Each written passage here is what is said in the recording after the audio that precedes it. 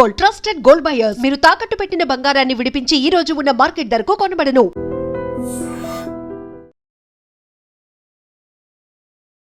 Press meet పెట్టడమే కాదు, దడ కాల్చి పడేసిర్రు, ఒక గన్ ఫైర్ అయింది అన్నది ఒక టాక్ సార్.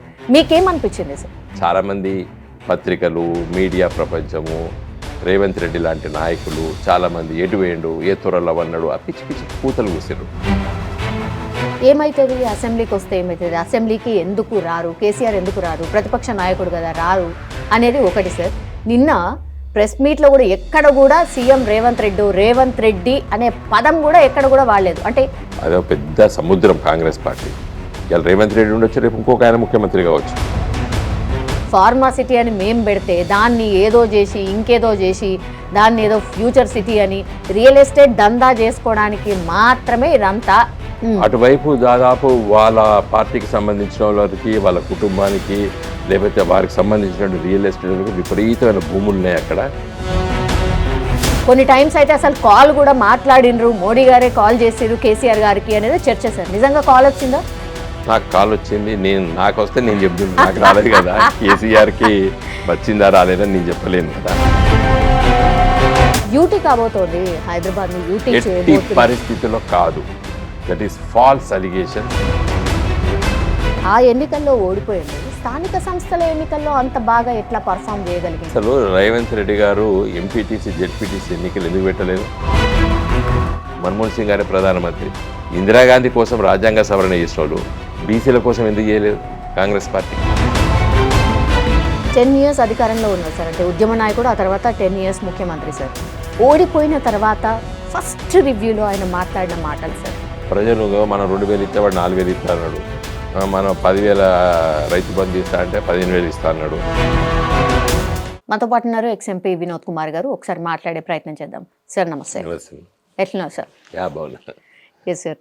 బీఆర్ఎస్ పార్టీకి సంబంధించిన కార్యకర్తల నుంచి పెద్ద స్థాయి వాళ్ళు అందరూ లీడర్స్కి ఒక జోష్ కనిపిస్తోంది సార్. నిన్న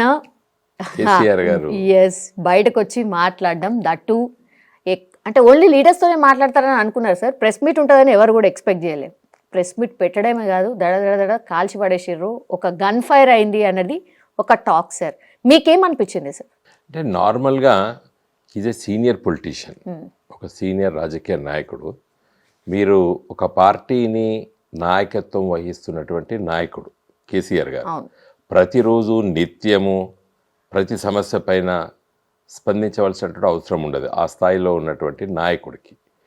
తదనంతరము ప్రతిరోజు గత 2 సంవత్సరాల కాంగ్రెస్ పరిపాలన పట్ల మాలాంటి నాయకులు, మా శాసనసభ్యులు, మా పార్లమెంట్ సభ్యులు, సీనియర్ నాయకులు మేము రోజు స్పందిస్తూనే ఉన్నాం ప్రజా సమస్యల పైన.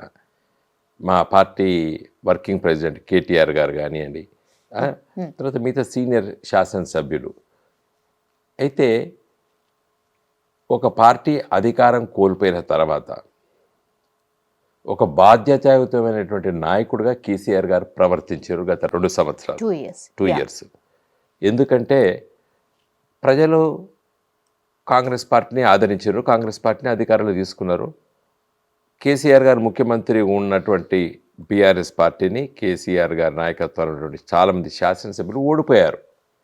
కాబట్టి ప్రజల తీర్పును గౌరవించారు గత 2 సంవత్సరాల కేసీఆర్ గారి మౌనం. చాలామంది పత్రికలు, మీడియా ప్రపంచము, రేవంత్ రెడ్డి లాంటి నాయకులు చాలామంది ఎటు వేయండు, ఏ త్వరలో అన్నాడు, ఆ పిచ్చి పిచ్చి కూతలు కూసారు. కానీ కేసీఆర్ గారు ప్రజాస్వామ్యంలో పట్ల ఒక బాధ్యతాయుతమైన నాయకుడిగా ప్రవర్తించారు గత 2 సంవత్సరాలు. పార్టీ కార్యక్రమాలు, పార్టీ ఆఫీస్ నుండి, వారి ఇంటి నుండి కానీ ఎక్కడ నుండి కానీ నిత్యం వారు వాటిని చూశారు. కానీ ప్రజాక్షేత్రంలో ప్రజలు తీర్పిచ్చారు. టీఆర్ఎస్ అంటే మా బీఆర్ఎస్ పార్టీని ఓడించారు, కాంగ్రెస్ పార్టీని గెలిపించారు. కాబట్టి చూసాము 2 సంవత్సరాల కాలం లోపల పార్లమెంట్ ఎన్నికలు వచ్చినాయి 4 మాసాల తర్వాత 2024 ఏప్రిల్లో. అప్పుడు ఒక బాధ్యతాయుతమైన నాయకుడిగా ప్రచారం చేశారు. ఆ ఎన్నికల్లో కూడా మేము ఆశించిన రీతిలో మాకు గెలవలేదు, మేము ఒకటి కూడా గెలవలేదు పార్లమెంట్ స్థానాలు, లోక్సభ స్థానాలు. తర్వాత ఎన్నికలు ఒక బై ఎలక్షన్స్ వచ్చినాయి, మా పార్టీ నాయకులు కొట్లాడారు. కాబట్టి నిన్న కేసీఆర్ గారు మా కార్యవర్గ సమావేశము తర్వాత శాసనసభ పక్షం, పార్లమెంట్ పక్ష నాయకులతో వారు మాట్లాడింది మరి తెలంగాణలో అతి ముఖ్యమైన నదులు 2 జీవన నదులు కాకపోయినప్పటికీ కూడా బ్రహ్మాండమైనటువంటి పెద్ద నదులు కృష్ణా నది, గోదావరి నది. మరి ఈ 2 నదులపైన మరి మన వాటా గురించి వెళ్ళి ఈరోజు ఒక బ్రిజేష్ కుమార్ ట్రిబ్యునల్ నడుస్తున్నది. అదేవిధంగా గోదావరి నదీ జలాలను పోలవరం ప్రాజెక్టు నుండి ఎక్కడికో నల్లమల్ల అడవుల్లోకి తీసుకెళ్తున్నారు. వీటన్నిటిపైన స్పందించవలసిన రీతిలో స్పందించలేదు కాబట్టి ఒక కార్యరూపం దాల్చి ప్రజాక్షేత్రంలోకి వెళ్ళి ప్రజల్ని చైతన్యపరచాల్సిన బాధ్యత మా ప్రతిపక్ష పార్టీ బీఆర్ఎస్ పార్టీ. నిన్న కేసీఆర్ గారు బాధ్యతాయుతంగా ప్రజాస్వామ్యంలో పట 2 సంవత్సరాల సమయం ఇచ్చినాము. మీరు ఘోరంగా నిన్న కేంద్ర ప్రభుత్వము డిపిఆర్ కృష్ణా నది పైన మనం కడుతున్నటువంటి ప్రాజెక్టుల పైన మరి తిరిగి పంపించడము, మరి రాష్ట్ర ప్రభుత్వం కేవలం 45 టీఎంసీలకు పరిమితమై ఒక లేఖ రాయడము, ఇవన్నీ రేపు రానున్న రోజుల్లో కూడా కాంగ్రెస్ పార్టీ ఎల్లకాలం పరిపాలించదు కదా. ఎట్లయితే బీఆర్ఎస్ పార్టీ ఎల్లకాలం పరిపాలించలేదు కదా, కాంగ్రెస్ పార్టీ వచ్చింది. అట్లా రేపు మళ్ళీ కాంగ్రెస్ పార్టీ పోయి మళ్ళీ వచ్చేటువంటి బాధ్యతాయుతమైనటువంటి రాజకీయ పార్టీలు అధికారంలోకి వచ్చినప్పుడు మాలాంటి పార్టీ మరి మాకు ఇబ్బంది అవుతుంది. కాబట్టి ప్రజాక్షేత్రంలో దీనికి చైతన్యం పరచాల్సిన బాధ్యత మన పైన ఉన్నదని చెప్పి నేను కేసీఆర్ గారు చాలా లోతుగా 3 గంటల పాటు మేము చర్చించినాం. తదనంతరం వారు పత్రికా విలేకరుల సమావేశాలు చాలా విషయాలు ప్రస్తావించడం జరిగింది. 2 years చాలా ఎక్కువ లాంగ్ టైం కాలేదా సార్? అంటే 1 సంవత్సరం సరిపోకపోతుండేనా? ఎందుకంటే డ్యామేజ్ అవుతూ పోతుంటే చూస్తూ ఊరుకున్నారనేది కూడా మీ పైన విమర్శ ఉండే. లేదు, మేము ప్రతి సమస్య పైన శాసనసభలో మా హరీష్ గారు చాలా స్పష్టంగా ఈ కాళేశ్వరం ప్రాజెక్ట్ పైన మాట్లాడడం జరిగింది. ఎక్కడ కూడా మమ్మల్ని బదనాం చేయాలంటే ప్రతి సమస్య పైన మా వాళ్ళు మాట్లాడారు. శాసనసభలో చాలామంది శాసనసభలో ప్రస్తావించడం జరిగింది, బయట కూడా మాట్లాడుతున్నారు. ఇప్పుడు శ్రీనివాస్ గౌడ్ లాంటి మాజీ శాసనసభ్యులు, అటు శ్రీనివాస్ యాదవ్ గారు, తర్వాత మధుసూరాచారి గారు బీసీ సమస్యలపైన చాలా పెద్ద ఎత్తున వాటిని కూడా ప్రస్తావించడం జరిగింది. కాబట్టి ఒక బాధ్యతయుతమైన పార్టీగా మా సమస్యలన్నీ కూడా తీసుకొని పనిచేసాం మేము. కాబట్టి కేసీఆర్ గారే రాలేదు అని అనే వాళ్ళకి నేను జవాబు చెప్పినాను. ఒక బాధ్యతాయుతమైన నాయకుడిగా 2 సంవత్సరాలు వెయిట్ చేశారు. ఇప్పుడు ఒక ప్రతిపక్ష పార్టీ నాయకుడిగా వారు ప్రస్తావిస్తున్నారు ఈ సమస్యల్ని. ఏమవుతుంది అసెంబ్లీకి వస్తే? ఏమవుతుంది? అసెంబ్లీకి ఎందుకు రారు? కేసీఆర్ ఎందుకు రారు? ప్రతిపక్ష నాయకుడు కదా రారు అనేది ఒకటి సార్. నిన్న ప్రెస్ మీట్లో కూడా ఎక్కడ కూడా సీఎం రేవంత్ రెడ్డి అనే పదం కూడా ఎక్కడ కూడా వాడలేదు. అంటే ఇష్టం ఉండకనా లేకపోతే నా స్థాయికి సరిపోడనా ఏంటి సార్ రీజన్? చూడండి, నా స్థాయికి సరిపోడని చెప్పి ఎవరు అనకూడదు. అట్లా అనుకోవడం కూడా కరెక్ట్ కాదు. కేసీఆర్ గారు కూడా అట్లా అనుకోరు, ఎప్పుడు కూడా అట్లా అనుకోలేదు. ఒక బాధ్యతయుతమైన పార్టీగా కాంగ్రెస్ పార్టీ గెలిచారు, అతను ముఖ్యమంత్రి చేసినప్పుడు చాలా గౌరవంగా కేసీఆర్ గారు ప్రస్తావించారు చాలా సమస్యలు. నిన్న ఒక రేవంత్ రెడ్డి ఎందుకని అసలు కాంగ్రెస్ పార్టీనే ఒక అధికారంలో ఉన్న పార్టీ పైనే విరుచుకోబడ్డారు కేసీఆర్ గారు. Revanth Reddy is part of the government. అతను కాంగ్రెస్ పార్టీ నాయకుడు, అదే పెద్ద సముద్రం కాంగ్రెస్ పార్టీ. ఇవాళ రేవంత్ రెడ్డి ఉండొచ్చు, రేపు ఇంకొక ఆయన ముఖ్యమంత్రి కావచ్చు ఇదే రాష్ట్రంలో. చూడలేదా మనం? కాంగ్రెస్ పార్టీ 4-3 ముఖ్యమంత్రులు మార్చకపోతే అది కాంగ్రెస్ పార్టీ కాదు ఈ దేశంలో. ప్రతి రాష్ట్రంలో 5 సంవత్సరాలు అధికారం వస్తే 2 ఏళ్లకు 3 ఏళ్లకు మార్చే. ఇప్పుడు కర్ణాటకలో ఏం జరుగుతుంది? రోజు కర్ణాటకలో పరిపాలన జరుగుతుందా? సిద్ధిరామయ్యన లేదా డికే శివకుమార్ అనే జరుగుతుంది. మన దగ్గర చెన్నారెడ్డి, నెదురుమల్లి జనార్దన్ రెడ్డి, ఆంజనేయులు, భవన వెంకటరాములు ఎంతమంది మార్చుతారు? కాబట్టి Revanth Reddy is part of the Congress party. కాబట్టి కేసీఆర్ గారు రేవంత్ రెడ్డిని ఒకరు విమర్శించడంలో మాకు పెద్ద లాభం ఉండదు. కాంగ్రెస్ పార్టీ ఇలా అధికారంలో పార్టీని విమర్శించడానికి కేసీఆర్ గారు ఒక మెసేజ్ ఇచ్చింది. రేపు రేవంత్ రెడ్డి ఇంకొక ఆయన వచ్చాడు అనుకోండి, ఇంకొక ఆయన ఎవరైనా రావచ్చు. ఇంకా కాంగ్రెస్ పార్టీలో అది మన డబ్బాలకి వెళ్ళి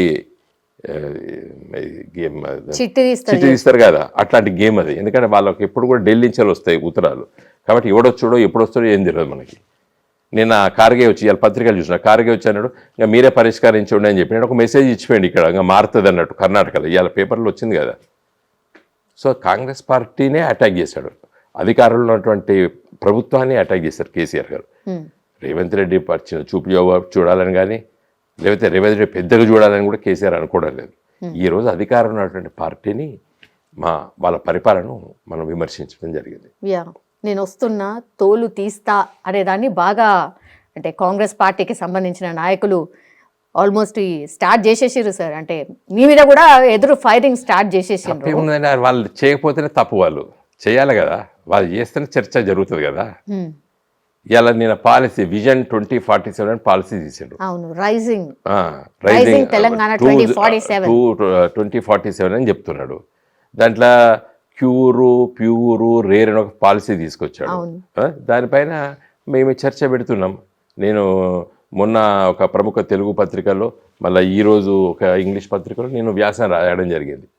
అంటే ఆ పాలసీ తప్పు, అట్లా చర్చ పెట్టాలి కదా మేము మాలాంటి. యా, అంటే అసలు రైజింగ్ 2047 ఏంది, నాశనం చేసుకుంటా పోతున్నారు కదా మీరు, మొత్తం రియల్ ఎస్టేట్ దందా చేస్తున్నారు. 4th సిటీ ఏంది, తొక్కలో సిటీ, అదో సిటీయా, ఫార్మా సిటీ అని మేం పెడితే దాన్ని ఏదో చేసి ఇంకేదో చేసి దాన్ని ఏదో ఫ్యూచర్ సిటీ అని రియల్ ఎస్టేట్ దందా చేసుకోవడానికి మాత్రమే ఇదంతా అన్నటువంటి మాట చెప్పారు సార్ నిన్న. ఇప్పుడు మేము కాదు, ప్రజలు అంటున్నారు.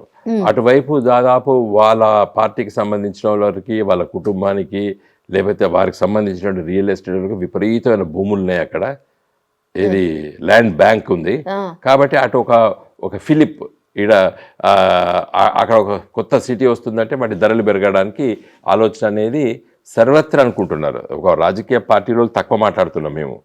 ప్రజాక్షేత్రం లోపల రియల్ ఎస్టేట్ ఏజెంట్లు కానివ్వండి, లేకపోతే ఆ బిజినెస్ చేసేవాళ్ళు చాలామంది మాట్లాడుకుంటున్నారు. అసలు రేవంత్ రెడ్డి గారు కానీ లేకపోతే ఈ ఫ్యూచర్ సిటీ విజన్ వాళ్ళకి ఒకటి అర్థం కావాలి. Rome was not build in a day అని ఒక సామెత మనం చిన్న ప్రజలు చదువుకుంటున్నాం. నగరాలు ఒక రోజులో అభివృద్ధి కావు.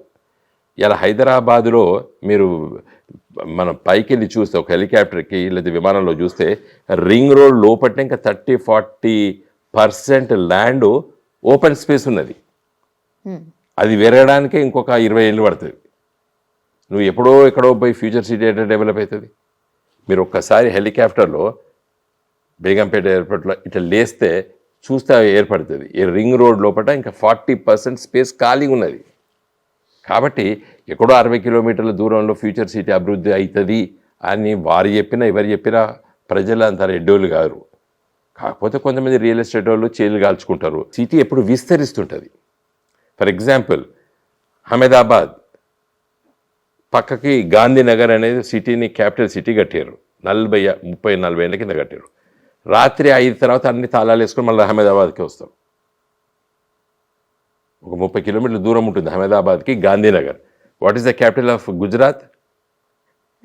Gandhinagar. Gandhinagar is the capital of Gujarat. ఒక దూరం ఉంటుంది. ఇట్లా ఫ్యూచర్ సిటీ లాగా హైదరాబాద్కి ఫ్యూచర్ సిటీ అని ఇప్పుడు రేవంత్ రెడ్డి ఎట్లా చెప్తాడో అంత దూరం కట్టిర్రు. అప్పుడు ఒక 40 ఏళ్ళ కింద కట్టిర్రు. Capital city. గవర్నర్ ఒక్కడే ఉంటాడు పాపం రాత్రిపూట. మంత్రులు కూడా ఎవడు ఉన్నాడు, మంత్రులు ఇళ్ళల్లో ఎవడున్నాడు, సెక్రటరీ ఎవడున్నాడు. సాయంకాలం అయిందంటే నిర్మాషం. ఇది గాంధీనగర్. కాబట్టి సిటీలు విస్తరించాలి. మేము చిన్నతనంలో చూసిన హైదరాబాదు, మేము మా మామయ్య పెద్ద మామయ్య మా ఎమ్మెల్యే ఉన్నప్పుడు మేము 70s మేము ఓల్డ్ ఎమ్మెల్యే క్వార్టర్స్ ఉంటే బంజారా హిల్స్ పోవాలంటే బంజారా హిల్స్ అంటే ఒక పెద్ద కార్యక్రమం ఉండేది బంజారా హిల్స్ పోయి చూడాలంటే. మాసప్ ట్యాంక్ తర్వాత ఇప్పుడు మనిషి అవ్వకపోయేది. కానీ ఇలా విస్తరించింది. సిటీ ఎక్స్పాండ్ అవ్వకుండా పోవాలి, నువ్వు క్రియేట్ చేస్తాంటే కాదు. కాబట్టి అందుకే కేసీఆర్ గారు ఆ వ్యాఖ్యానం చేశారు. ప్రతిపక్ష పార్టీ హోదాని అంటే బీఆర్ఎస్ పార్టీ బ్యాలెన్స్ చేయలేకపోయింది కాబట్టి బీజేపీ ఎంటర్ కాబోతోంది అన్న భయంతోనే నిన్న కేసీఆర్ గారు బయటకు వచ్చి ఇదంతా కూడా పెట్టిండ్రు అనేది కూడా ఒక చర్చ సార్. ఇప్పుడు BJP is a national party కాబట్టి ఆ పార్టీని మనం తుడిచేస్తే పోతుందా? తెలంగాణలో ఉంటుంది కానీ ఎదగదు, అది అందరికీ తెలుసు. కాబట్టి బీజేపీ మాకు పోటీయే కాదు తెలంగాణలో. కాబట్టి ఆ సమస్య కాదు. కాకపోతే పార్లమెంట్ ఎన్నికలు వచ్చేసరికి మోడీ గారు ఉండాలని చెప్పి మొన్న పోయినసారి 4, ఈసారి 8 సీట్లు గెలిచారు. శాసనసభకు వచ్చేసరికి బీజేపీకి తెలంగాణలో పట అసలు చాలా కష్టం. ఏమో దృష్టి పెట్టిండు ఇప్పుడు మోడీ గారు దృష్టి పెట్టిండు. మోడీ గారు పెట్టకపోతేనే తప్పు కదా. వాళ్ళ ఇది ఒక పెద్ద రాష్ట్రము, అభివృద్ధి చెందుతున్న రాష్ట్రము, వాళ్ళ ప్రయత్నం వాళ్ళు చేస్తారు. కానీ ఇక్కడ ఒక బలమైనటువంటి రాజకీయ శక్తి బీఆర్ఎస్ పార్టీ ఉంది. తెలంగాణ సమస్యను తీసుకొని ప్రజల్ని చైతన్యపరిచి తెలంగాణ రాష్ట్రం పోరాటం చేసి తెలంగాణ సాధించి తెలంగాణ 10 సంవత్సరాల ఒక గొప్ప రాష్ట్రంగా తీర్చిదిద్దినటువంటి ఒక పార్టీ బీఆర్ఎస్ పార్టీ. కాబట్టి బీఆర్ఎస్ పార్టీకి బీజేపీ పార్టీ తెలంగాణలో పోటీ కాదు. కాకపోతే జాతీయ స్థాయిలో ఇవాళ పవర్ఫుల్ పార్టీ బీజేపీ పార్టీ. ఒక ఆల్టర్నేట్ పార్టీగా మిమ్మల్ని కలుపుకొని మీతో పాటు ఎదిగితే బాగుంటుంది అని ఒక ఆలోచన చేసిరు కాబట్టి మొన్న మీ రాజ్యసభ ఎంపీలతోని కేసీఆర్ ఎట్లున్నారు బాగోగులు అడిగినరు అని కొన్ని టైమ్స్ అయితే అసలు కాల్ కూడా మాట్లాడినరు, మోడీ గారే కాల్ చేసిరు కేసీఆర్ గారికి అనేది చర్చ సార్. నిజంగా కాల్ వచ్చిందా? నాకు కాల్ వచ్చింది, నాకు వస్తే నేను చెప్తున్నాను, నాకు రాలేదు కదా. కేసీఆర్కి వచ్చిందా రాలేదని నేను చెప్పలేను కదా. వచ్చిందంటే కరెక్ట్ కాదు, రాలేదంటే కూడా కరెక్ట్ కాదు, నాకు తెలియదు. ఎందుకంటే whoever receives it he has to answer. కాబట్టి కేసీఆర్ గారి దగ్గర ఉంటుంది, నా మొబైల్ నా దగ్గర ఉంటుంది. బహుశా మోడీ గారు ఆ విధంగా మాట్లాడిననేది మనం రాజకీయాలతో దాన్ని చూడొద్దు. బికాస్ మేము పార్లమెంట్ సభ్యులు ఉన్నప్పుడు కూడా, మేము మోడీ గారిని కలిసినప్పుడు కూడా వారు అడుగుదురు ఎట్లున్నాడు మీ లీడర్ ఎట్లున్నాడు అని ఫస్ట్ అడుగుదురు మేము పోయి రిప్రజెంటేషన్స్ చేస్తే. Then he was chief minister కదా కేసీఆర్ గారు. కాబట్టి that is very formal greetings, దాన్ని మనం రాజకీయ కోణంలో చూడకూడదు. కానీ ఒక అపవాదం మీ పైన ఉంది కదా సార్, ఎప్పుడు చూడు ఎలక్షన్ అనుకోండి లేకపోతే ఏదో ఒక సందర్భంలో బీజేపీ బీఆర్ఎస్ ఒక్కటే అనేది పెద్ద ఎత్తున చర్చ ఉంది. ఇప్పుడు మోడీ గారు బాగోగులు అడిగేసరికి మళ్ళా ఏదో అవుతుంది అని ఒకటి, తర్వాత మోడీ గారు బాగోగులు అడిగినరో లేదో కేసీఆర్ గారు బయటకు వచ్చిండ్రు అని ఇంకోటి సార్. ఇవి రెండు నడుస్తున్నాయి పెద్ద ఎత్తున. మరి మేము ఇప్పటి వరకు బీజేపీతో పొత్తు పెట్టుకోలేదండి. కాంగ్రెస్తో పొత్తు పెట్టుకున్నాం, టీడీపీతో పొత్తు పెట్టుకున్నాం, కమ్యూనిస్ట్ పార్టీతో కలిసి పనిచేసాం, ఒక బీజేపీతో పొత్తు పెట్టుకోలేదు. అయితే బీజేపీ దగ్గరికి మేము వెళ్ళి కలవడం జరిగింది. ఎప్పుడు? తెలంగాణ ఉద్యమ కాలంలో పట సుష్మా స్వరాజ్ గారి దగ్గరికి, ఆనాటి అధ్యక్షులు రాజ్నాథ్ సింగ్ గారి దగ్గరికి, ఆర్ఎస్ఎస్ ఆఫీస్ సుదర్శన్ గారి దగ్గరికి వెళ్ళి కలిసాం. అప్పుడు మేము చెప్పాం కదా, తెలంగాణ కోసం మేము ఎవరి దగ్గరికైనా వెళ్తున్నాం, వాళ్ళ దగ్గరికి వెళ్ళడం జరిగింది. కాబట్టి ఒక అంటరాని పార్టీగానో మేము ఏ పార్టీని చూడలేదు ఆ రోజులలో. ఇది తెలంగాణనే మా మొదటి సమస్య, తెలంగాణ రాష్ట్ర ఏర్పాటే మా ముఖ్యమైనటువంటి ఉద్దేశం. కాబట్టి అందరినీ కలిసాం ఆ రోజు. దీనికి ఎందుకు బలం వచ్చిందంటే సార్, యాక్చువల్లీ బీజేపీకి ఇష్టం లేదు కాంగ్రెస్ని ఎట్లయినా రాకుండా చేయాలి, కాబట్టి ప్రత్యామ్నాయం ఎవరైనా ఉన్నారంటే మీరే ఉన్నారు కాబట్టి మీతో కలిస్తే అది పాసిబుల్ అవుతుంది అన్న ఒక ఆలోచన చేస్తుండ్రు అనేది. కావచ్చు, కాకపోవచ్చు. ఎందుకంటే రాజకీయాల్లో ఏది జరుగుతుంది ఏది జరగదని చెప్పడం లేదు. అసలు సిపిఐ నుండి సిపిఎం పార్టీ పుట్టింది ఎందుకో తెలుసా మీకు? మీరు చిన్నపిల్లలు, నేను కూడా చిన్నవాడినే, కానీ కమ్యూనిస్ట్ పార్టీలో కొంత నేను కలిసి పనిచేస్తాను కాబట్టి చెప్తున్నాను. కాంగ్రెస్తో పొత్తు పెట్టుకోవడము తప్పు అని సిపిఐ నుండి సిపిఎం చీలింది. మరి ఈరోజు సిపిఎం కాంగ్రెస్తో పొత్తు పెట్టుకుంటారు దేశవ్యాప్తంగా. అసలు ఆ పార్టీ పుట్టిందే కారణమే కాంగ్రెస్ వ్యతిరేకతతో పుట్టింది సిపిఎం, సిపిఐలోకి వెళ్ళి. మరి అదే సిపిఎం ఇవాళ బెంగాల్లో తమిళనాడులో పొత్తు పెట్టుకుంటుంది. సో రాజకీయాల్లో ఏదైనా జరగచ్చు, ఏదైనా పాసిబిలిటీ ఉంది అని చెప్తున్నారా సార్? నేను చెప్పడం కాదు, ఈ భారత రాజకీయాలు చెప్పినాయి. మీకు తెలుసా, బీహార్లో 1967లో కమ్యూనిస్టులను జనసంఘం కలిసి పోటీ చేసినాయి. మన రాష్ట్రంలో కాంగ్రెస్ బీజేపీ కలిసి మమ్మల్ని ఓడగొట్టడానికి ప్రయత్నం చేస్తారు. సో బద్ధ శత్రువులు కూడా కాంగ్రెస్ బీజేపీ కలిసి మమ్మల్ని గ్రామీణ ప్రాంతాల్లో నిన్న జరిగిన ఎన్నికల్లో చాలా గ్రామాల్లో పట కాంగ్రెస్ బీజేపీలు కలిసి పోటీ చేశారు. ఇదంతెందుకు, నా ఎన్నికల్లో 2019 ఎన్నికల్లో పొన్నం ప్రభాకర్ గారికి డిపాజిట్ పోయింది, మధు యాస్కి గౌడ్ గారికి నిజామాబాద్లో డిపాజిట్ పోయింది. ఎందుకు పోయింది డిపాజిట్ వాళ్ళకి? అప్పుడు వాళ్ళు బీజేపీకి సపోర్ట్ చేశారు కాంగ్రెస్ కార్యకర్తలు. 2018లో కేసీఆర్ బ్రహ్మాండంగా రెండోసారి అధికారంలోకి వచ్చారు. కేసీఆర్కి మరి ఒక బలమైనటువంటి జవాబు చెప్పాలంటే మనము వీళ్ళిద్దరిని ఓడగొట్టాలి, వినోద్ కుమార్ని కవితను ఓడగొట్టాలని చెప్పి కాంగ్రెస్ వాళ్ళు మొత్తం బీజేపీకి సపోర్ట్ చేశారు. That is history. మీరు కరీంనగర్ నిజామాబాద్ నియోజకవర్గంలో వెళ్ళి రేపు మీ కెమెరా పట్టుకొని తిరగండి. 2019లో కాంగ్రెస్ వాళ్ళు ఎవరికి ఓటేసారండి. ఇద్దరు డిపాజిట్లు పోయినాయి. పోతే పొన్నం ప్రభాకర్ అంత వీక్ నాయకుడు కాదు, ఆయన ఒకసారి ఎంపీ కరీంనగర్కి, ఆయన డిపాజిట్ పోయింది. మధు యాస్కి నిజామాబాద్ ఎంపీ, ఆయన డిపాజిట్ పోయింది. అంటే మేము ఎట్లా గెలవము, మనం గట్టిగా ఓట్లు వేయించుకుంటే టీఆర్ఎస్ గెలుస్తుంది, కాబట్టి మన ఓట్లన్నీ బీజేపీకి ఎత్తామని వేయించారు.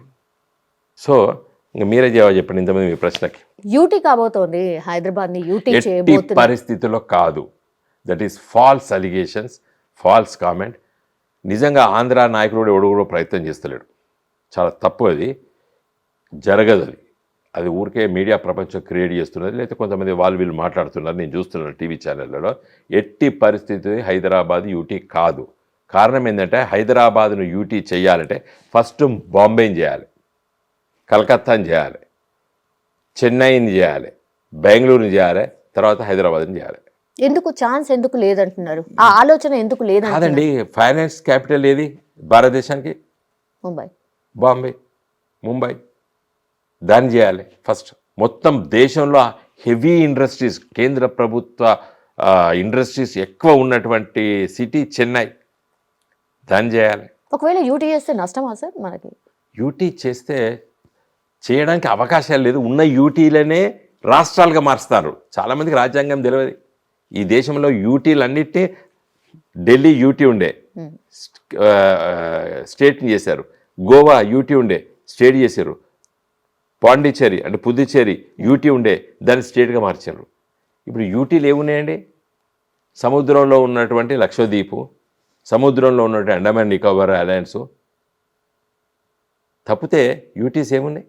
చండీగఢ్ ఉన్నది, అది ఎప్పుడో మన పంజాబ్కి ఇచ్చేసేసి హర్యానా వాళ్ళు వేరే రాష్ట్ర క్యాపిటల్ కట్టుకోండి, మీకు చండీగఢ్ను పంజాబ్కి ఇవ్వండి అని చెప్పి కేంద్ర ప్రభుత్వం చాలాసార్లు చెప్తున్నది. కాబట్టి మాట్లాడే వాళ్ళకు అవగాహన లేక మాట్లాడుతున్నారు.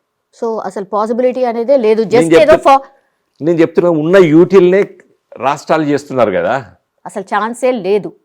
రైట్. ఇప్పుడున్న లడఖ్ను, జమ్మూ కాశ్మీర్ కూడా రోజు చెప్తాడు కదా ప్రధానమంత్రి అమిత్ షా, మేము వాటి రాష్ట్రాలుగా మార్చేస్తామని. కానీ అమిత్ షా 2022లో ఒక నివేదిక తయారు చేసుకున్నాడు, యూటీ చేస్తే హైదరాబాద్. నేను ఇంత మంచిగా ఎక్స్ప్రెషన్ ఇచ్చిన, ఇది మీరు చూపియండి, ప్రజలకు చూపియండి, మీ విలేకరులు అందరూ చదవండి అని. నేను ఇంత మంచి ఎక్స్ప్రెషన్ ఇచ్చిన. భారతదేశం స్వాతంత్రం వచ్చిన తర్వాత యూటీలో ఉన్న వాటన్నిటినీ రాష్ట్రాలుగా మార్చుకుంటూ పోతున్నాం మనం. మొన్న జమ్మూ కాశ్మీర్ బైఫర్కేట్ చేయడం గల కారణం ఏంటంటే ఆర్టికల్ 370 అక్కడ ఉన్నదాన్ని తీసేయడానికి. ఇప్పుడు ఆడ ఏం హామీ ఇస్తున్నారు? మిమ్మల్ని రాష్ట్రాలుగా మార్చుతున్నామని చెప్పి హామీ ఇచ్చారు మొన్న జరిగిన ఎన్నికల్లో కదా. సో ఉన్న యూటీలనే రాష్ట్రాలుగా మార్చేటప్పుడు రాష్ట్రాలను యూటీకి ఎట్లా మారుస్తారు?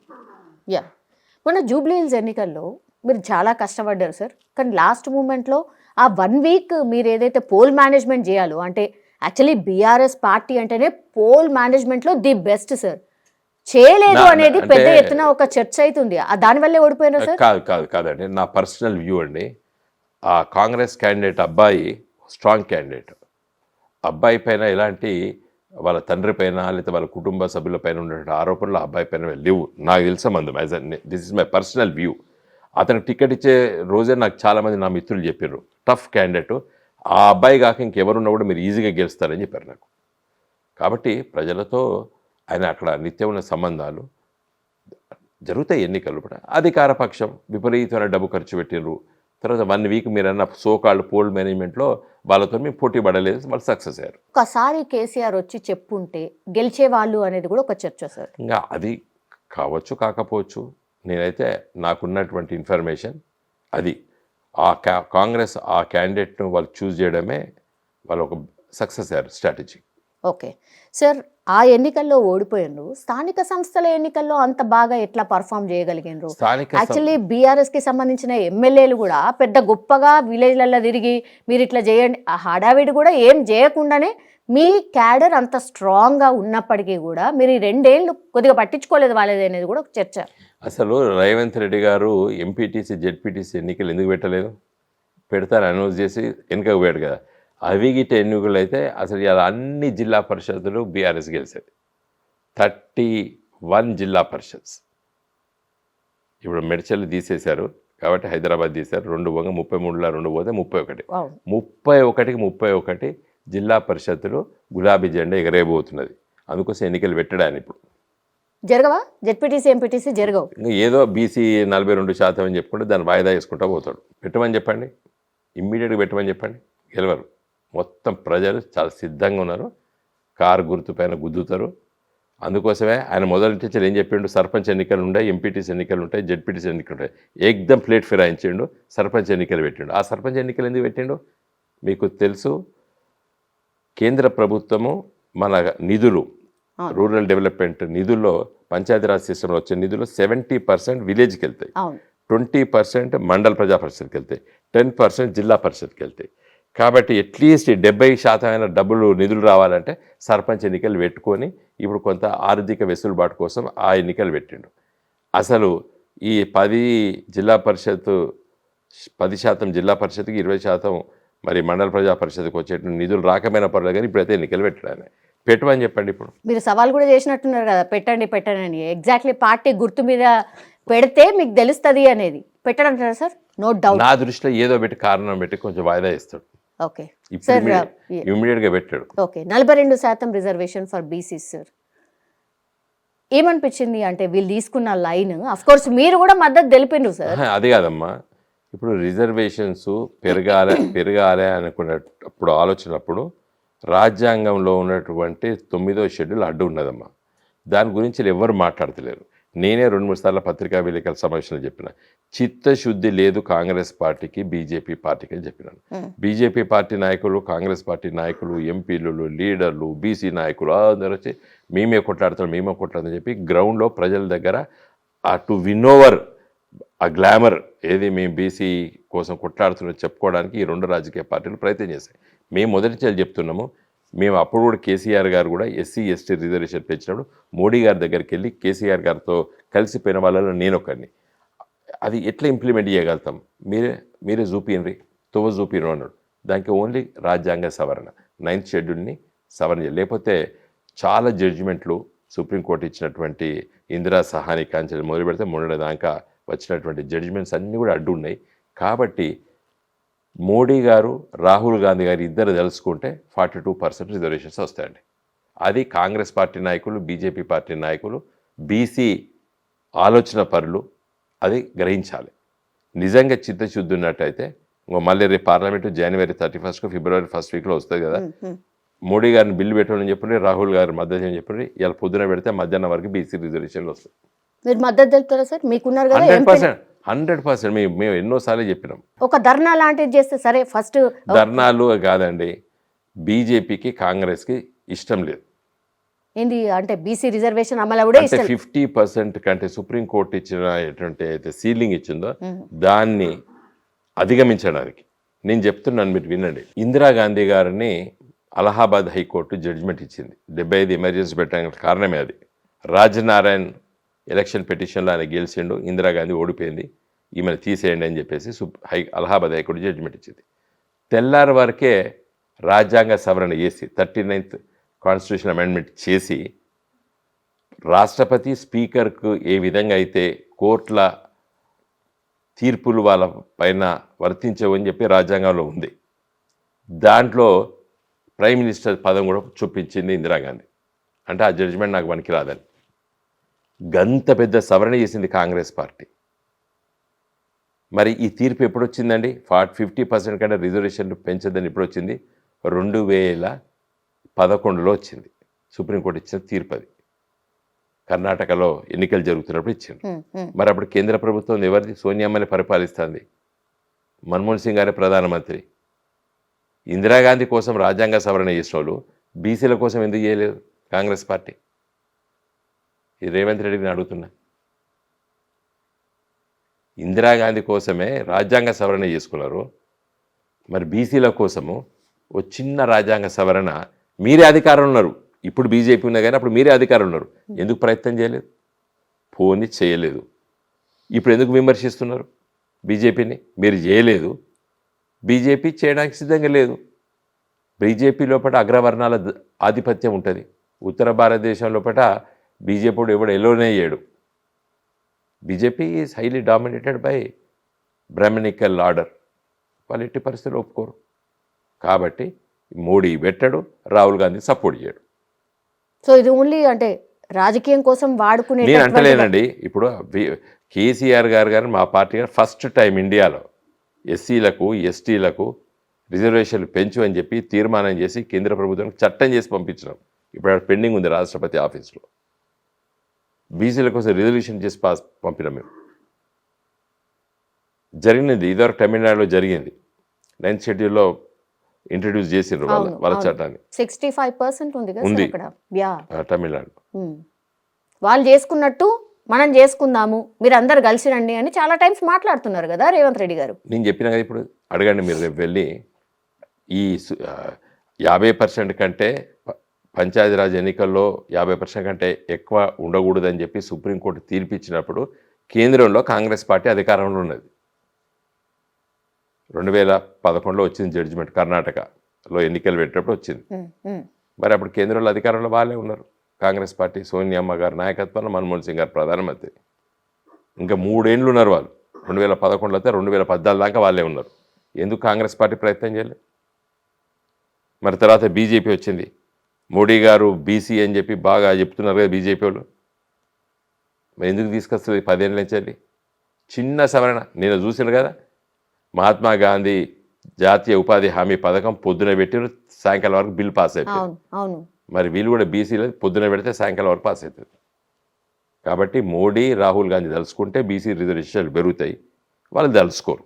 రేవంత్ రెడ్డి గారు పదే పదే ఓ మాట అంటున్నారు, రాజకీయాలలో ఇక బీఆర్ఎస్ పార్టీ ఉండదు. అంటే నిన్న కేసీఆర్ గారు కూడా చెప్పారు, రోజు నేను చచ్చిపోవాలని కోరుతున్నారు. ఇదేంది అసలు దిక్కుమాలింది, ఏ సభలో పోయినా కూడా నేను చచ్చిపోవాలని కోరుతున్నారు. బాగా కేసీఆర్ గారు హెల్త్ బాగుండదని ఎందుకు సరే లీకా, లేకపోతే నిజంగానే తనకేదైనా హెల్త్ ఇష్యూస్ ఉన్నాయా మేజర్గా? What is the fact sir? మీరు చాలా దగ్గరగా ఉంటారు కాబట్టి. 2001లో మేము పార్టీ పెట్టినాం సార్, టీఆర్ఎస్ పార్టీ ఏప్రిల్ 27వ తారీఖున పెట్టాం. జూన్లో పత్రికలు వచ్చింది, కేసీఆర్ గారికి అనారోగ్యం, కేసీఆర్ గారు 11-12 గంటల వరకు కిందికి దిగడు, ఆయన లివర్ ఖరాబ్ అయిపోయింది, రేపు పొద్దున అమెరికా పోతాడు అని పెట్టి కొత్త పార్టీని తుంగలో తొక్కేయాలని చెప్పి కేసీఆర్ గారు ఉదయం 6 గంటలు లేచి ఇంకో 20 పేపర్లు చదువుకుంటూ కూర్చున్నది. ఒక హిందూ పేపర్ చదవాలంటే గంట టైం పడుతుంది. కేసీఆర్ గారు ది హిందూ అక్కడ మొదలు పెడితే కింద ప్రింటెడ్ అండ్ అనేది దాకా చదువుతాడు పేపరు. లాస్ట్ పేజీలు ఉంటుంది కింద ఇప్పటికీ కూడా సార్, ఇప్పటికీ కూడా ఇప్పుడు అంత ఓపిక ఉండదు. నేను ఆ రోజు ముచ్చట చెప్తాను. 2001 ఓకే. సో అట్లా పాపం మీద కూర్చొని పేపర్లు చదువుతుండేది. సార్ చదివి ఆడ కింద పడైతే ఆ పేపర్లు మళ్ళీ మేము తీసుకున్నాం, మేము కూడా చదివినాం. అది అలవాటైంది మాకు కూడా 2-3 గంటల పేపర్లు చదువుడు. కాబట్టి ఈ ఆరోపణలు కొత్త కాదు, మేము నవ్వుకుంటాం. మేము ఢిల్లీలో ఉండేది అప్పుడు, మేము 5 ఎంపీలము. రోజు తిరిగి అన్ని 32 పార్టీల దగ్గర తిరిగి తెలంగాణ కోసం లేఖలు బీకలు తిరుగుతా అంటే ఇక్కడ అందరు తిట్టేది మమ్మల్ని. కేసీఆర్ ఎక్కడ వన్నాడు, ఏ పొక్కలా వన్నాడంటే, ఏం వినోద్ మనం ఎక్కడ వన్నామే అండ్ సార్ మనం ఢిల్లీలో ఉన్నాం, మనం ఏం పని చేస్తాను, పార్టీలో చుట్టూ తిరుగుతున్నాం, ఇది మనకేం తెలుస్తుందా, పోనీ మనకి ఎట్లా ఉరుకుంటారు, మనకేం పాటు, మనం తెలంగాణ కోసం పని చేస్తాను అని మేమేమో నవ్వుకొని తృప్తి పడదు. పేపర్ చూద్దాం 11 గంటలకు వచ్చు ఢిల్లీకి పేపర్లు, అందరు తిడుదురు మమ్మల్ని, వీరు ఎక్కడ అవన్నారు ఢిల్లీలో, తాక్కుంటా తినుకుంటా అన్నారు ఢిల్లీలో అని చెప్పి ఇక్కడ సోకాల్డ్ లీడర్స్ అందరు మా మీద విమర్శలు చేసేది. మేము చూసుకొని నవ్వుకునేది.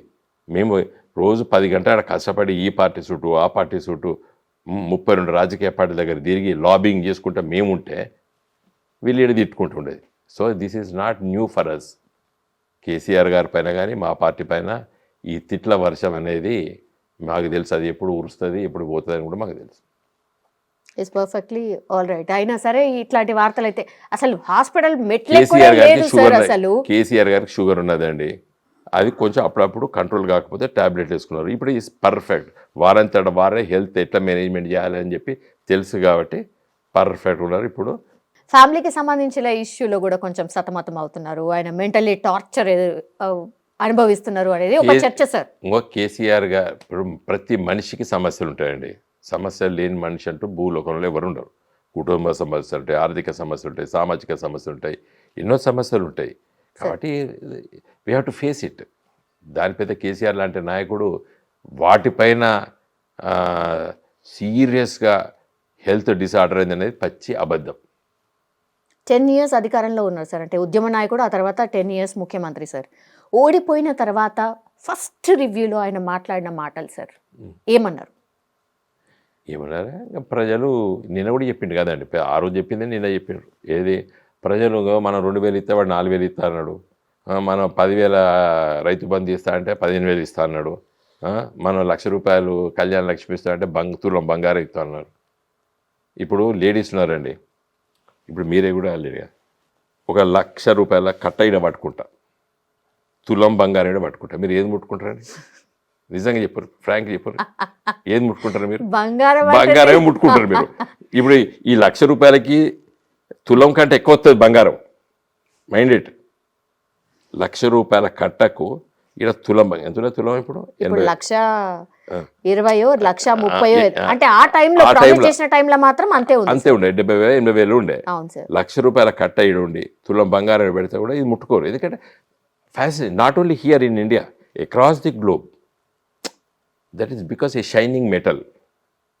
Every women want to wear it, తప్పలేదు దాంట్లో.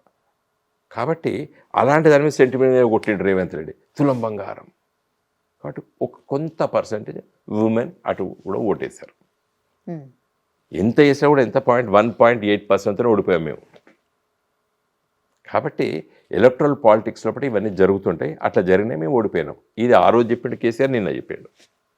ఎస్ సార్, ఓడిపోయినా కొద్ది ఒక 3-4 months వరకు ఏం లేకుండే, కానీ ఆఫ్టర్ 4 or 5 months తర్వాత నుంచి ఈ ఎమ్మెల్యే ఆ పార్టీలకు వస్తున్నాడు, ఆ ఎమ్మెల్యే ఆ పార్టీలకు వస్తున్నాడు, 10 మంది ఎమ్మెల్యేలు. వెరీ కామన్ అండి పాలిటిక్స్ లో. ఇప్పుడు unfortunate, in spite of 10th schedule రాజ్యాంగంలో రాజీవ్ గాంధీ గారు 1985లో తీసుకొచ్చారు.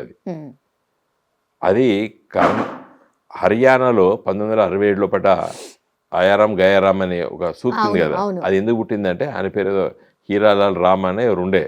ఆయన పొద్దునో పార్టీ, మధ్యాహ్నం పార్టీ, సాయంకాలం పార్టీ, రాత్రి పార్టీ, 4 పార్టీలు మార్చిండు ఒకటే రోజు. కాబట్టి ఆయారాం గయారాం అనేది ఆయన పేరు గయారాం, ఆయారాం గయారాం అని పుట్టింది. అట్లా వచ్చింది ఆ నానుడో సూక్తియో ఏదో. సో దాన్ని రాజీవ్ గాంధీ గారు దీన్ని వమ్ము చేయడానికి 1985లో చట్టం తీసుకొచ్చిండు. ఏది యాంటీ డిఫెక్షన్ లా తీసుకొచ్చి 10th షెడ్యూల్ కాన్స్టిట్యూషన్లో పెట్టిండ్రు. దాన్ని మెరుగు అయింది. ఈవెన్ మన వాజ్పేయి గారు కూడా మంచి అమెండ్మెంట్ చేసిండ్రు. అంతమంది 1/3 స్ప్లిట్ అయితే కూడా పార్టీ స్ప్లిట్ కింద ఉండే. వాజ్పేయి గారు దాన్ని 2/3గా మార్చారు. అంటే పెద్ద సంఖ్యలో పోతేనే పార్టీ మార్పిడి కింద రావడానికి ఎన్నో వచ్చినాయి. కాకపోతే దురదృష్టం ఏంటంటే స్పీకర్ల బిహేవియర్ యాటిట్యూడ్ మారింది. Most unfortunate. అది ఒక 20 సంవత్సరాల మారింది. ఇప్పుడు రాజశేఖర రెడ్డి గారు ముఖ్యమంత్రి ఇక్కడ, మా పార్టీ నుండి ఆ రోజు ఓ 10 మందిని గిట్లని రాజశేఖర రెడ్డి గారు గుంజుకున్నాడు. మేము పిటిషన్లు వేసాం. స్పీకర్ గారు ఇప్పుడు ఆ సురేశ్వర్ రెడ్డి గారు మా పార్టీలో ఉన్నారు ఇప్పుడు. అప్పుడు సురేశ్వర్ రెడ్డి గారు స్పీకరు. వారు వాయిదాలు ఇచ్చుకుంటూ పోయి ఆఖరి రోజు వాళ్ళని సస్పెండ్ చేశాడు. పార్టీ మారడాన్ని చేశాడు. కానీ ఏం లాభం, అది డిలే చేశాడు. ఇంకా ఇప్పుడు ఏం చేస్తారు, ఇప్పుడున్న స్పీకర్లు ఏం చేస్తారు, అసలు పార్టీ మారలేదని తీర్పిస్తారు. సో స్పీకర్ అనేవాడు ఆ రోజుల్లో ఎట్లుండే అంటే, ఒకసారి స్పీకర్ అపాయింట్మెంట్ అయితే పార్టీకి రాజీనామా చేసేది. సోమనాథ్ చటర్జీ గారు స్పీకర్ అయిన వెంటనే communist party of India Marxist పార్టీకి రాజీనామా చేశాడు. జి నారాయణరావు గారు తెలుగుదేశం పార్టీలో ఎన్టీ రామారావు గారు ముఖ్యమంత్రి ఉన్నప్పుడు స్పీకర్ అయితే తెల్లారే రాజీనామా చేశాడు, ఇండిపెండెంట్గా బిహేవియర్ చేశాడు. చాలామంది స్పీకర్లు గొప్ప ఆ పదవిలో ఉన్న వాళ్ళు ఇండిపెండెంట్గా బిహేవ్ చేశారు. మోస్ట్ అన్ఫార్చునేట్ ఇప్పుడు ఉన్నటువంటి స్పీకర్లు పార్టీ ఎట్లా చెప్తే అట్లా వింటారు. ఈయన ఇచ్చిన తీర్పు ఎంత ఘోరమైన తీర్పు. అసలు కాంగ్రెస్ పార్టీ తీసుకొచ్చింది ఇది యాంటీ డిఫెక్షన్ లా, శాసనసభ్యులు పార్టీ నిరోధక చట్టం. ఆ చట్టాన్ని కాంగ్రెస్ పార్టీ తీసుకొచ్చింది, కాంగ్రెస్ పార్టీ చంపేసేది. నిన్న గతంలో మీరు చేయలేదా అని అడుగుతున్నారు సార్. గతంలో మీరు కూడా విలీనమే చేసుకున్నారు కదా. వెరీ గుడ్, మంచి ప్రశ్న. విలీనం చేసుకోవచ్చని రాజ్యాంగంలో చెప్పింది. విలీనం చేసుకోవచ్చని, పార్టీ స్ప్లిట్ అయితే కలుపుకోవచ్చు అని చెప్పి రాజ్యాంగమే చెప్పింది. కాబట్టి బీఆర్ఎస్ పార్టీ చేసింది పార్టీ స్ప్లిటే వస్తా అన్నారు, రండి మిమ్మల్ని అందరినీ ఎల్పీ పార్టీ మెర్జ్ చేసుకున్నాం. టీడీపీ వాళ్ళకి ఎట్లయింది, కాంగ్రెస్ వాళ్ళకి ఎట్లా. ఇక్కడ చిత్రమైన పరిస్థితి ఉంది సార్. అంటే అది కూడా నేను సమర్థిస్తలేనమ్మా. ఒక రాజకీయ పార్టీ మీద గెలిచితే అదే పార్టీలో ఉండాలి, నువ్వు ఇష్టం లేకపోతే రాజీనామా చేసి మళ్ళీ పోటీ చేయి పోయిన పార్టీలకి. ఓ మంచి శాసనసభ్యుడు ఉంటే ఏం చేయాలి, నువ్వు గెలిచినవు, నీకు ఆ పార్టీ నచ్చలేదు, రాజీనామా చేయి, నువ్వు ఏ పార్టీలో జాయిన్ అయితే మళ్ళీ అక్కడి నుంచి పోటీ చేయి. అది నీ నిబద్ధత. Most unfortunate. బీఆర్ఎస్ లో ఉన్నోళ్ళు ఇప్పుడు అటు పోయినమని అన్నారు, మళ్ళీ ఇప్పుడు లేదు మేము పోలేదు, మేము ఇళ్ళనే ఉన్నామని అన్నారు. మరి నిన్న మీటింగ్ వచ్చిరా సార్?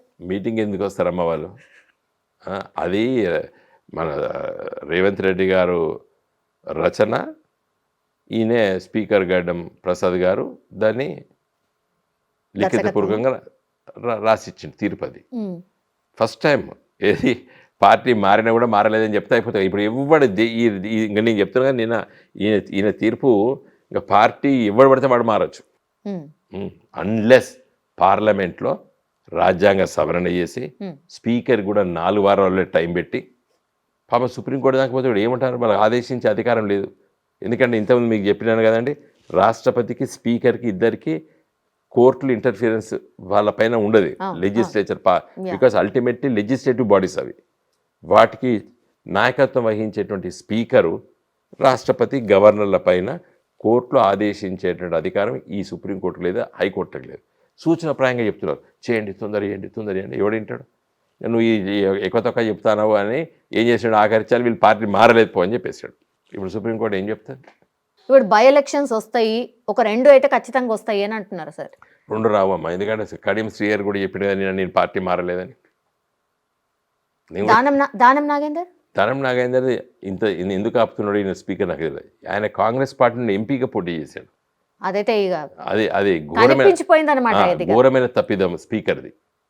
అసలు ఫస్ట్ నువ్వు నిన్న కాదు గివిలా కాడు, ఈ స్పీకర్కి చిత్తశుద్ధి ఒక నిజమైనటువంటి ఒక రాజ్యాంగం పట్ల విశ్వాసం ఉన్న స్పీకర్ అయితే he ought to have first Danam Nagender తీర్పిచ్చి ఈయన తీసేస్తున్నాని చెప్పి, ఇంకా నువ్వు ఈ 5గురిది ఏం చేసుకున్నా కూడా ఎవడు పట్టించుకోపో.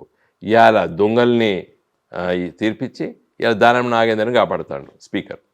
ఇప్పుడు 2 years తర్వాత కేసీఆర్ గారు సరే అందరు బయటకు వచ్చారు అనే దాని నుంచే నేను టేకప్ చేస్తాను సార్. సార్ యాక్షన్ ప్లాన్ ఏంటి? అంటే కేసీఆర్ గారు జనాలలో తిరిగితే మీ పార్టీ ఇంకా బాగా బలోపేతం అవుతుంది. తిరగకపోతే ఏం చేస్తాడు కేసీఆర్? ఎప్పుడు తిరగాలి, ఎట్లా తిరగాలి అనేది మాకు ఒక స్ట్రాటజీ ఉంటుంది. రోజు తిరుగుతామా? గాయ తిరుగుడు అంటారు, గాయ తిరుగుడు ఉండదు పల్లెటూళ్ళకి. గాయ తిరుగుడు అంటే ఏ ఉత్తుదు గాయ, అది కాదు కదా. KCR is functional president. రోజు నిత్యం అందరు లీడర్లతో మాట్లాడుతుంటాడు, ఏం చేస్తారు, he's on the job already. ఏదైనా సెంటిమెంట్, ఏదైనా ఇమోషన్ని రగిల్చే ఆ తర్వాతనే బయటకు వస్తారు. ఆ నీటికి సంబంధించిన ఇష్యూని అందుకే టేకప్ చేశారు అనేది కూడా ఇప్పుడు ఒక చర్చ నడుస్తుంది. తప్పేముండదు. ఇప్పుడు ఓ పొలిటికల్ పార్టీగా మా బాధ్యత కదా. సంథింగ్ వెంట్ రాంగ్, దాన్ని లేవనెత్తుతాం కదా, బాధ్యత. లేవనెత్తకపోతే తప్పు కేసీఆర్. అసలు వాళ్ళ చాలామందికి తెలియదండి. ఈ మన ఉత్తమ్ కుమార్ రెడ్డి గారు మంత్రి, వాళ్ళ సెక్రటరీస్, అసలు మేము ఏం ప్రయత్నం చేసాం? అసలు ఇలా ట్రిబ్యునల్ ఎందుకు ఎక్స్టెండ్ అయింది? సెక్షన్ 3 కింద పిటిషన్ ఎవరేస్తాం? పెద్ద చరిత్ర అది. ఊరికే వాళ్ళు ఆ సెక్రటరీ వాడు, ఇప్పుడు ఆయన పెట్టుకున్న అడ్వైజర్ వాడు ఆదిత్య దాస్, పచ్చి తెలంగాణ వ్యతిరేకి. ఆంధ్రప్రదేశ్లో మన చంద్రబాబు నాయుడు గవర్నమెంట్లో ఇరిగేషన్ శాఖ ప్రిన్సిపల్ సెక్రటరీ, మన గట్టే ప్రాజెక్టుల మీద ఆయన సంతకంతో అపోజ్ చేసినాడు. ఇవాళ తెలంగాణ స్టేట్కి ఇరిగేషన్ అడ్వైజర్. సిగ్గుపడాలి. ఇదే ఆదిత్య దాస్ మనకు అన్ని ఆబ్జెక్షన్స్ చెప్పిండు తెలంగాణకి. ఆయన లిఖితపూర్వక సంతకాలతో ఉన్నాయి. ఆయన ఇవాళ తెలంగాణ రాష్ట్రానికి అడ్వైజర్. దీనికి జవాబు చెప్పమని చెప్పండి. ఇవాళ adviser to the chief minister irrigation ఎవరంటే, గత 10 ఏళ్ళు తెలంగాణ ప్రాజెక్టులో అడ్డుపడి లిఖితపూర్వకంగా లేఖ రాసినటువంటి సెక్రటరీ. ఆయన మన దేవాజోల దగ్గర కట్టేటువంటి సమ్మక్క సారక్క ప్రాజెక్టును అపోజ్ చేసాడు, సీతమ్మ ప్రాజెక్టును అపోజ్ చేసాడు, కాళేశ్వరం ప్రాజెక్టులో మల్లన్న సాగర్ 50 TMCలను అపోజ్ చేసాడు. ఆయన సంతకంతో ఉన్నాయి. ఆయన తీసుకురారు. అసలు మీ టీవీ ఛానల్ నన్ను ఆయన కూర్చోబెట్టుండ్రి, నేను అడుగుతా ఒక్కొక్కటి. ఎందుకంటే ఆ రోజు నేను ఢిల్లీలో తిరిగిన, నేను సిడబ్ల్యూసి దగ్గర, ఇరిగేషన్ శాఖ మినిస్ట్రీకి, మినిస్ట్రీ ఆఫ్ వాటర్ రిసోర్స్ దగ్గరికి. He is the person who oppose it. నేను తప్పు పడతలేను. ఆయన ఆ రాష్ట్రానికి సెక్రటరీ కాబట్టి అపోజ్ చేసాడు. ఇలా ఆయన వచ్చి నీకు అడ్వైజర్ అయింది రేవంత్ రెడ్డి. నాకు అర్థమవుతలేదు ఇది.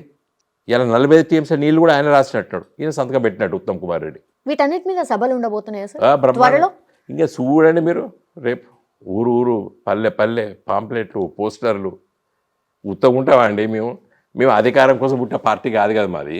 అధికారంలోకి వచ్చినాం వేరే విషయం. మేము ఎజిటేటర్స్. వాళ్ళకు పదవులు లేకపోతే చచ్చిపోతారు. మాకు పదవులు ఉంటే బరువు. మాలాంటి చాలామంది ఉన్నాం. మేము నోరు కట్టెత్తది. ఉంటే చూడరు మా కార్యకర్తలు, మా నాయకులు చీల్చి చెండాడతారు ఒక్కొక్క సమస్య పైన. ఉంటాం మేము వచ్చే 3 ఏళ్ళు ప్రజల పక్షం ఉంటాం. రేవంత్ రెడ్డి మంచిగా చేస్తే మేమేమి తప్పు పట్టాం. నేను అందుకే ప్యూరు రేరు వాడు కూడా చికాగోలో లేకపోతే ఇక్కడ లండన్లో కూర్చొని రాస్తే వీళ్ళు చదివినరు. అది ఎంత అన్సైంటిఫిక్. హైదరాబాద్ రింగ్ రోడ్ లోపల క్యూరేట కోర్ అర్బన్ రీజన్ ఎకానమీ. ఈ రింగ్ రోడ్డు నుండి 6R వారికి ప్యూర్ అట పెరీ అర్బన్ రీజన్ ఎకానమీ. ఇంకా 6R నుంచి అవతల బార్డర్ ఉన్నంత అంటే మొత్తం 70% తెలంగాణ రూరల్ అట. అంటే ఇలా వరంగల్ను రూరల్ జమగట్టావు, కరీంనగర్ని రూరల్ అంటున్నావు, ఖమ్మంని రూరల్ అంటున్నావు, నిజామాబాద్ని రూరల్ అంటున్నావు, ఆదిలాబాద్ని రూరల్ అంటున్నావు, నల్గొండ రూరల్ అంటున్నావు, మహబూబ్ నగర్ను రూరల్ అంటున్నావు. నిజంగా అక్కడనే ఫ్యాక్టరీలు ఉన్నాయి. వీళ్ళకి తెలివి తక్కువ. వాడు అక్కడ బొంబాయి చికాగోలో ఎక్కడో రాసినట్టున్నాడు కూర్చొని, ఏది కన్సల్టెంట్. అసలు సిమెంట్ ఫ్యాక్టరీలు ఎక్కడ ఉన్నాయి? నల్గొండలో ఉన్నాయి, ఆదిలాబాద్లు ఉన్నాయి, కరీంనగర్లు ఉన్నాయి. కరెంట్ ఉత్పత్తి కేంద్రాలు ఎక్కడున్నాయి? పాల్వంచ, మనుగూరు, భూపాలపల్లి, గోదావరికని, రామగుండం, మంచిర్యాల, మందమర్రి. బొగ్గు గనులు ఎక్కడున్నాయి?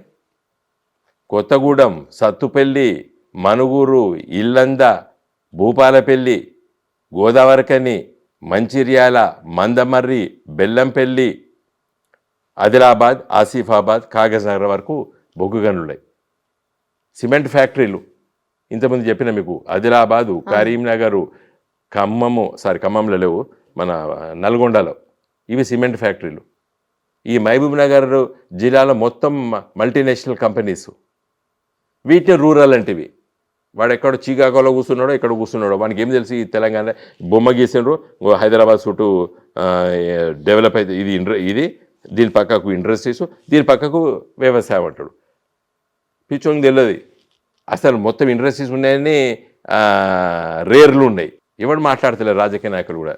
నేను ఇప్పటికీ ఆంధ్రజ్యోతిలో ఒక వ్యాసం రాసిన, ఇవాళ తెలంగాణ టుడేలో వ్యాసం రాసిన. మీరు కూడా జర్నలిస్ట్ కూడా ఎవడు మాట్లాడతలేరు. I most unfortunate. చీల్చి చెండాడచ్చు. నీ పాలసీ ఏంది? ఇంతవరకు ఒక్కరు కూడా స్పందించలేదు. అసలు రేర్, నేను ఇప్పుడు ఇన్ని ఎగ్జాంపుల్స్ ఇచ్చిన కదా, rare rural agricultural reason economy అని చిత్రీకరించాడు. ఇది 6R నుంచి బార్డర్ వరకు. అసలు అక్కడ ఇండస్ట్రీస్ ఉన్నాయి, అసలు అక్కడ గ్రోత్ కావాలి. అక్కడ నేను మన చైనా పోయినా, గ్రామీణ ప్రాంతం తిరిగినా మేము. మన అశోక్ గారు, టంకశాల అశోక్ గారు, నేను, మన తెక్కలపల్లి రవీంద్రరావు గారు, ఎమ్మెల్సీ గారు, భిక్షం గారు అనేది స్విట్జర్లాండ్లో ఉంటారు. వారు అంతర్జాతీయ యునైటెడ్ నేషన్స్లో పనిచేసారు. వారు మేము అందరం కలిసిపోయినాం. ఒక గ్రామీణ ప్రాంతంలో ఊర్లో ఇంటీరియర్ విలేజ్ పోయినాం. మా కారు మేము పోయినాం. పోయిన తర్వాత ఒక విలేజర్ మీకు ఎంత ఉండో 2 ఎకరాల వ్యవసాయం, అంతకంటే ఎక్కువ ఉండదు ఆడ. మరి 2 ఎకరాలు ఎట్లా బతుకుతారమ్మా మీరంటే ఇట్లా చూపించింది. అక్కడ దూరంలో ఇండస్ట్రీస్ ఒకటి, దాంట్లో నా పిల్లలు పని చేస్తారు, మళ్ళీ వస్తారు, వ్యవసాయం చేసుకుంటారు, అటు పోతారు, ఇటు వస్తారు, మేము మంచిగా బతుకుతున్నాం. That should be the economy. గ్రామీణ ప్రాంతాలని చెప్పి చిత్రీకరించి ఇంకా నువ్వు ఆడ ఏమి ఇండస్ట్రీస్ రాకుండా చేస్తున్నావు, నీ ప్యూర్లో పెడతావు. అసలు ఉపాధి కల్పిస్తామని అంటారు, ఉపాధి లేకుండా చేసే ప్రయత్నం. అది ఫాల్తు డాక్యుమెంట్. ఆ విజన్ 2047లో ఈ తెలంగాణని ప్యూరు రేర్ అనేటువంటి ఆలోచన విధానమే మంచిది కాదు. ఆ రేవంత్ రెడ్డికి పాపం చూసుకున్నాడో చూసుకోలేదో, వాడు ఏ ఐఏఎస్ ఆఫీసరో ఎవడు పెట్టిండో ఏం కథనో. బట్ నెక్స్ట్ వచ్చేది కూడా నేనే, నెక్స్ట్ సీఎం కూడా నేనే. ఇంకో ఇప్పుడు రాజకీయ నాయకుడికి ఆశ లేకపోతే ఎట్లా అండి? లేదా నేను ఓడిపోతానని అంటాడు రేవంత్ రెడ్డి. నేను నెక్స్ట్ టైం నేను ఉండనంటే ఇప్పుడు వాడి ఇంట్లో కూడా వెళ్ళేవాడు.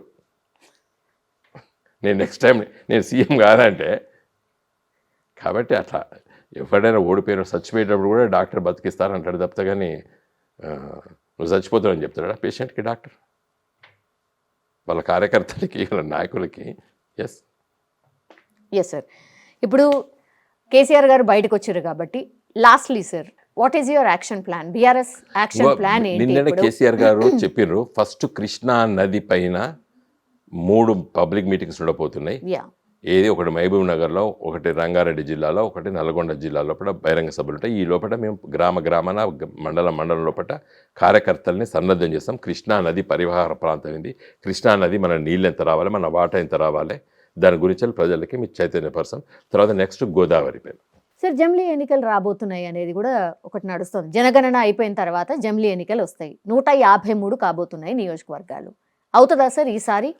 చూడండి, ఇప్పుడు ఫస్ట్ సెన్సస్ జనగణన జరుగుతున్నది, డిక్లేర్ అయిపోయింది. అవును, ఇప్పుడు 26లో స్టార్ట్ అయితే 27 వరకు కంప్లీట్ అయిపోతుంది. అది అయిన వెంటనే డిలిమిటేషన్ వస్తుంది. శాసనసభ స్థానాలు, పార్లమెంట్ స్థానాలు పెరుగుతాయి. కారణం ఏంటంటే ఇప్పటికే మనము రాజ్యాంగంలో ఏం చెప్పింది, 2026 తర్వాత జరిగేటువంటి సెన్సస్ తర్వాత, అంటే ఏదైతే మన జనాభా లెక్కలు పెడదామా అది కంప్లీట్ అయిన వెంటనే మీరు డీలిమిటేషన్ చేసుకోవాలని చెప్పి రాజ్యాంగం ఆల్రెడీ చెప్పింది. 2001లో ఆ రాజ్యాంగ సవరణ చేసుకున్నాం. కాబట్టి 2026 తర్వాత జరగబోయేటువంటి ఈ లెక్కలు ఎప్పుడైతే ప్రచురితం అవుతాయో వెంటనే డీలిమిటేషన్ వేయవలసి వస్తుంది. రాజ్యాంగం చెప్పింది అది. ఓకే. అయితే ఇప్పటికే మహిళా రిజర్వేషన్ 33% చట్టం అయిపోయింది, బిల్లు కాదు అది, చట్టం అయిపోయింది. రాష్ట్రపతి ముద్రేసిండ్రు. దాంట్లో ఏం చెప్పారు, సెక్షన్ 5లో ఏం చెప్పారు, ఇమీడియట్లీ ఆఫ్టర్ సెన్సస్ ఇంప్లిమెంట్ అయిపోతుంది. దాన్ని ఎవడు ఆపేట, మోడీ కూడా ఆపలేడు దాన్ని. 33% మహిళలకి 33% రిజర్వేషన్ మోడీ గారు కూడా ఆపలేరు. ఎందుకంటే ఆల్రెడీ మోడీ గారు పార్లమెంట్లో, లోక్సభలో పాస్ చేయించుకున్నారు. రాజ్యసభలో సోనియా గాంధీ పాస్ చేయించారు, లోక్సభలో ఈయన పాస్ చేయించారు. కాబట్టి ఆ చట్టం అయిపోయింది అది. కాబట్టి అది ఇంప్లిమెంట్ చేయాలంటే 33% సీట్లు పెంచుతారు. ఇక ఉన్న వాటిలో ఇస్తే లొల్లులు అయితే అని చెప్పేసి 33% సీట్లు పెంచుతారు. కాబట్టి లోక్సభ స్థానాలు, రాజ్యసభ స్థానాలు, శాసనసభ స్థానాలు పెరుగుతాయి. ఇప్పుడు మీకు అందుకోసమే మోడీ గారు కొత్త బిల్డింగ్ అయితే కట్టిండో లోక్సభ, రాజ్యసభలో 888 సీట్లు పెట్టిండు. లోక్సభలో 350 సీట్లు రాజ్యసభలో పెట్టిండు. కాబట్టి ఆల్రెడీ మోడీ గారి బ్రెయిన్లో అది ఉన్నది, ఫిక్స్ అయిపోయింది. ఇదే అండి. ఇంకా మీరు అడిగింది రెండోది ఏది, జమిలీ ఎన్నికలు. జమిలీ ఎన్నికలు ఆల్రెడీ బిల్లు పార్లమెంట్లో పెట్టిండ్రు. ఇప్పుడు పెట్టినటువంటి బిల్లులో ఏం చెప్పిందంటే 29, ఇప్పుడు 29 లోపట్టే పాస్ చేస్తారు మోడీ గారు బిల్లును. 29 నుండి అమల్లోకి వస్తుంది చట్టం. ఎట్లా వస్తుంది అప్పటి వరకు నా దృష్టిలో చట్టం, ఇప్పుడు బిల్లులో ఏం చెప్పిందంటే 29 నుండి 34 వరకు జరిగేటువంటి శాసనసభ ఎన్నికలన్నీ కూడా కాల పరిమితి 34 వరకే ఉంటుంది. ఫర్ ఎగ్జాంపుల్ 29 ఏప్రిల్లో పార్లమెంట్ ఎన్నికలు అవుతాయి. తర్వాత ఒక 6 మాసాలకి మహారాష్ట్ర ఎన్నికలు జరుగుతాయి. ఏది ఇప్పుడు మన మహారాష్ట్ర అసెంబ్లీ అయినాయి కదా, అది 29 అక్టోబర్ వరకు ఉంటుంది దాని కాల పరిమితి. వాళ్ళకి ఏం చెప్తారు, మళ్ళీ ఈ 34 అక్టోబర్ వరకు అని చెప్పరు, 34 ఏప్రిల్ వరకే దాని కాల పరిమితి పెడతారు. అంటే 4 సంవత్సరాలు 6 నెలలే దాని అసెంబ్లీది. అట్లే ఉత్తరప్రదేశ్ ఎన్నికలు 2 సంవత్సరాలు ఉంటాయి. కాబట్టి ఇట్లా మిగిలిన వాటికి అన్నిటి తీసుకెళ్ళి 34లో కల్పిస్తారు. తర్వాత ఇప్పుడు 29లో పార్లమెంట్ ఎన్నికలు జరుగుతాయి. కాబట్టి మన రేవంత్ రెడ్డి గారు కూడా చెప్పారు, మన అసెంబ్లీ ఎన్నికలు 28లో 29లో జరుగుతాయని చెప్పాడు. ఆయనకి ఎవరు హింట్ ఇస్తారని చెప్పిండు. ఆ మాట నా దృష్టిలో కూడా అది ఉంది, నాకు కూడా కొంతమంది తెలిసిన వాళ్ళు చెప్తున్నారు. 28 చివరి 6 నెలలు జరిగేటువంటి ఎన్నికలు 3-4 అసెంబ్లీలు అవన్నీ తీసుకెళ్ళి 29కి పెడతారు. 29లో జరిగే 6 నెలల తర్వాత జరిగే మహారాష్ట్ర లాంటి ఎన్నికలు తీసుకొచ్చేసేసి 29లో పెడతారు. కాబట్టి 29 పార్లమెంట్ ఎన్నికలు మినీ జమిలీ ఎన్నికలు జరుగుతాయి. మినీ అంటే దాదాపు 14-15 రాష్ట్రాలతో పార్లమెంట్ ఎన్నికలు జరుగుతాయి. ఇంకా 34లో మాత్రం అన్ని శాసనసభలు దాన్ని కలిపేస్తారు. ఇది ఇప్పుడు బిల్లు పెట్టినది చదివి చెప్తున్నాను, ఇది నా సొంత కవిత్వం కాదు. ఇప్పుడైతే పార్లమెంట్లో బిల్లు పెట్టారు, దాని మీద ఒక కమిటీ, జాయింట్ పార్లమెంటరీ కమిటీ వేసి వాళ్ళు తిరుగుతున్నారు, దేశవ్యాప్తంగా వాళ్ళు ఇన్ఫర్మేషన్ తీసుకుంటున్నారు. కాబట్టి ఆ బిల్లును చదివినా కాబట్టి చెప్తున్నాను. Yes, sir. Thank you, sir. Thank you.